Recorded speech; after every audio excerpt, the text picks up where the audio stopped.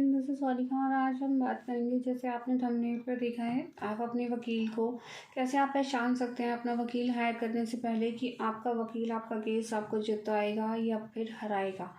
बहुत ही ध्यान से देखिएगा वीडियो को। बहुत ही इम्पोर्टेंट इन्फॉर्मेशन मैं आज शेयर करने वाली हूँ। देखिए, जब भी हमें कभी भी अपने किसी केस के अंदर किसी एडवोकेट को, किसी वकील को हायर करना होता है, तो हम देखते हैं, फर्स्ट ऑफ ऑल हम देखते हैं कि उसको कितना एक्सपीरियंस है। जब भी आप अपने वकील से बात करते हैं तो आप कैसे पहचानेंगे कि वो आपका केस जीतेगा या हारेगा। ये कुछ क्वेश्चंस के बेसिस के ऊपर डिसाइड हो जाता है दोस्तों कि आपका वकील आपको जिता पाएगा या आपको हरा पाएगा। अब आपको ऐसे कौन से क्वेश्चन उससे पूछने हैं जिससे आप ये डिसाइड कर पाएँ कि आपका वकील आपको जिताएगा या आपको हराएगा। आज ये क्वेश्चंस मैं आपके साथ डिस्कस करने वाली हूँ। पहला क्वेश्चन, आप जब भी किसी वकील से मिलें, आप उसे बताएं अपना केस कि मेरी ये दिक्कत है, जो भी आपकी दिक्कत हो, वटेवर। आप उनसे पूछें कि आपने इस तरह के केस हैंडल कर रखे हैं या नहीं कर रखे। अगर आपका वकील जिसके पास आप मिले हैं, अगर आपका वकील आपको बताता है कि जी मैंने 10 केस हैंडल कर रखे हैं, 15 केस कर, या फिर बहुत सारे केस हैंडल कर रखे हैं, तो आपको लगेगा कि वो जेन्यून है, राइट। मैं आपको थोड़े से क्वेश्चन ज़्यादा बताऊंगी सो दैट आप उसके बेसिस पे जज कर सकें, क्योंकि कभी भी एक दो क्वेश्चन के बेसिस पे जज नहीं होता है दोस्तों। सेकंड क्वेश्चन, आप उससे पूछें कि आपके पास ऐसे कितने क्लाइंट्स थे जिनके आपने इस तरह के केसेस सॉल्व किए हैं। मान लीजिए, आप उनसे एग्जांपल ले लीजिए कि एक केस था, 2 केस थे, 3 क्लाइंट हैं, 4 क्लाइंट हैं। आप उनसे पूछिए, उनके डिस्कशन कीजिए, वो आपको बताएंगे। अगर उनके पास क्लाइंट्स के नाम होंगे, ध्यान से सुनिएगा, अगर उनके पास क्लाइंट के नाम होंगे तो उन्होंने जेन्युइनली उस केस को हैंडल किया होगा। अगर उनके पास क्लाइंट का नाम नहीं होगा और वो आपको ये बोलें कि जी मैं केस करा लूँगा, आप अपनी डिटेल शेयर कर दीजिए, मैं केस करा दूँगा, मतलब कोई भी अपने क्लाइंट का नाम हाइड करें या फिर बताएं ही नहीं, तो उस केस में उसका मीनिंग ये है कि वो आपका केस आपको नहीं जिता पाएंगे, क्योंकि उनके पास कोई ऐसा क्लाइंट ही नहीं है जो वो आपको डिस्कस कर सकें कि उनके साथ उन्होंने पहला ऐसा एक्सपीरियंस ले रखा है। तीसरा क्वेश्चन, आप उनसे ये पूछेंगे कि आप ऐसे कौन से फैक्ट्स रखेंगे, कौन से ऐसे फैक्ट्स मतलब तर्क रखेंगे, जिन ग्राउंड्स रखेंगे जिनके बेसिस पर आपका केस वो जीत पाएँ। अगर वो आपको इमीडिएट ऐसे फैक्ट्स, ऐसे ग्राउंड्स बताते हैं तो वो जेन्युइन माना जाएगा। अगर वो आपको नहीं बताते हैं और बहानेबाजी करते हैं या फिर लिंगर ऑन करते हैं कि जी मैं बाद में बताऊंगा, या फिर आप अपनी केस की डिटेल शेयर कर दीजिए, या फिर आप मुझे टाइम दे दीजिए, मैं आपका केस पढ़ूंगा, ये वो, ऐसे कितने भी तरीके के बहाने हो सकते हैं, तो वो जेन्युइन नहीं है दोस्तों। तो वो जेन्युइन बिल्कुल भी नहीं है, ठीक है। वो सिर्फ बहानेबाजी कर रहे हैं, कुछ भी नहीं कर रहे हैं, ठीक है। इसका मतलब ये होता है, ठीक है, इसका मतलब ये होता है कि वो सिर्फ बहानेबाजी कर रहे हैं, वो आपको नहीं जिता पाएंगे। चौथा पॉइंट, आप उनसे ये पूछिएगा कि अगर आपने केस ऐसे लड़े हैं तो आप उनका कोई ऑर्डर कॉपी है आपके पास, तो आप प्लीज़ दिखा दीजिए एक रेफरेंस के लिए। अगर उनके पास कोई ऑर्डर कॉपी होगी तो वो आपको दिखाएंगे, और अगर उनके पास कोई ऑर्डर कॉपी नहीं होगी तो इसका मतलब उन्होंने उस टाइप का कोई भी केस नहीं लड़ा है।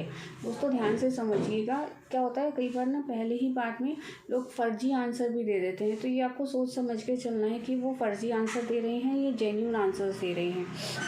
ये बात तो आपको समझ कर चलनी है, ठीक है। उसके बाद आपको ये उनसे पूछना है कि आप उनसे क्या फ़ीस चार्ज करेंगे, उसका कौन सा पोर्शन, कितनी अमाउंट आप पहले लेंगे, कितना क्या करेंगे, आप अपनी फ़ीस कैसे आप चार्ज करेंगे।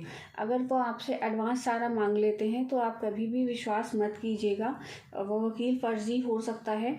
अगर वो आपसे 5 to 10% स्टार्टिंग में मांगते हैं और उसके बाद आपसे थोड़ा सा देन डिमांड करते हैं कि केस का इतना पोर्शन हो जाएगा, फिर आप हमें दे दीजिएगा कोई ऑर्डर आने के बाद, तो वो जेन्युइन माना जाएगा दोस्तों।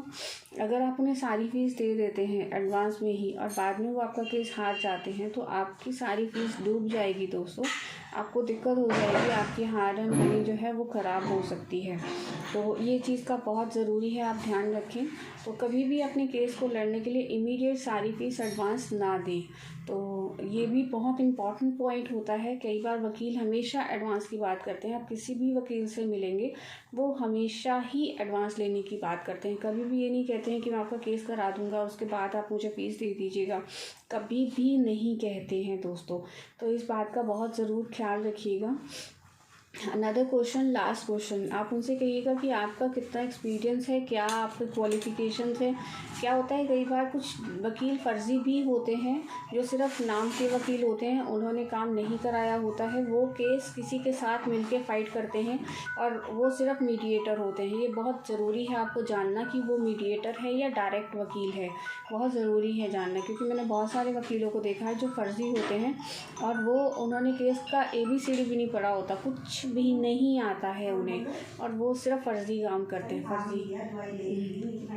कुछ भी नहीं करते हैं, वो सिर्फ फ़र्ज़ी काम करते हैं। ऐसे लोग क्या होते हैं, वो सिर्फ आपकी फ़ीस ले लेंगे, ज़्यादा फ़ीस ले लेंगे और वो मीडिएटर का ही काम करेंगे। ऐसे लोगों से ध्यान रखिएगा, बहुत सावधानी से बचिएगा दोस्तों।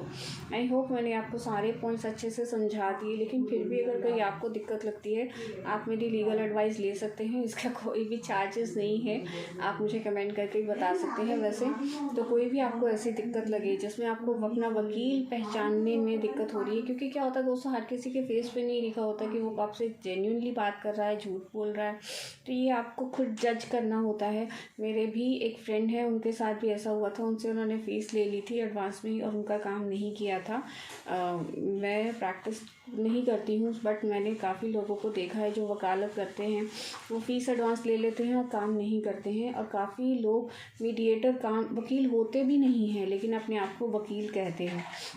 इसीलिए मैं आपको ये सारी चीज़ें समझाने की कोशिश कर रही हूँ कि आप सोच समझकर अपने वकील को जानें और उसे पहचानें कि वो जेन्युइन है या आपसे फ्रॉड कर रहा है। क्योंकि बहुत दुनिया में दोस्तों जो वकील होते हैं, मतलब मैं बुरा नहीं कहूँगी, अच्छे वकील भी बहुत होते हैं और बुरे वकील भी बहुत होते हैं और कुछ फ़र्ज़ी भी होते हैं। ऐसा नहीं है कि सारे वकील बुरे हैं, बहुत अच्छे वकील भी देखे हैं मैंने, कुछ फ़र्ज़ी भी देखे हैं, कुछ जेन्युइन भी देखे हैं। बट आपको ये ध्यान रखना है कि आपके केस में आपको कौन जिताएगा, आपको ये ध्यान रखना है। बस उसे आपने कैसे पहचानना है, ये आपको ख्याल रखना है। आई होप आपको वीडियो समझ आया होगा, लेकिन फिर भी अगर आपको कोई चीज़ दिक्कत लगे, आप वीडियो को दोबारा देख सकते हैं। और अगर आपको कोई लीगल एडवाइस की ज़रूरत हो तो आप प्लीज़ मुझे कमेंट करके ज़रूर बताइएगा। दोस्तों, मिलते हैं नेक्स्ट वीडियो में। Thank you.